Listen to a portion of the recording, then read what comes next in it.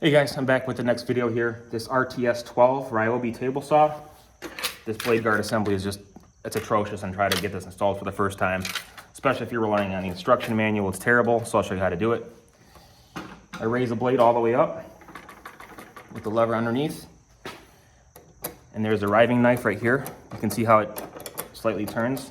This is in the unlocked position, so if you get the saw and the little orange lever is horizontal with the table saw, that means it's locked. So right now it's in the unlocked position. So I'm able to push this to the right and kind of pull up a little bit until you hear a click.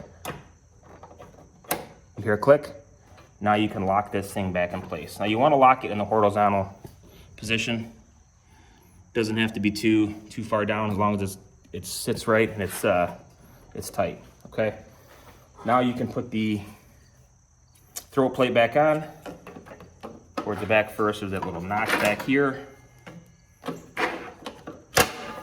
And then there's also a lock and unlock lever there. So, it's locked. Now I'm gonna lock it. Everything's good, everything's tight in place. Now we can install this. There is a notch right here. Right here, the silver piece right here in the middle. Now that's gonna attach to the second notch right here. So,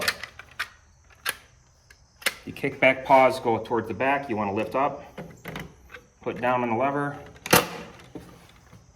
and then there is a notch right here on this. You want to make sure that this is in the right position. This is unlocked and that's locked. So unlocked, lift it up,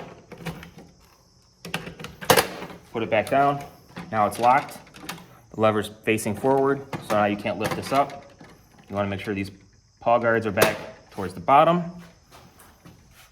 And right here, you want to make sure these are all the way down. Now some folks have this plastic piece right here. You want to make sure that this is also parallel to the table for its so it's accurate. Some people like to have it upwards, but it's not accurately in there. Now it's on there and it's ready to go.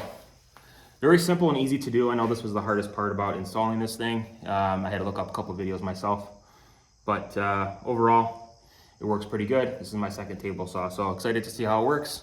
Stay tuned for more videos.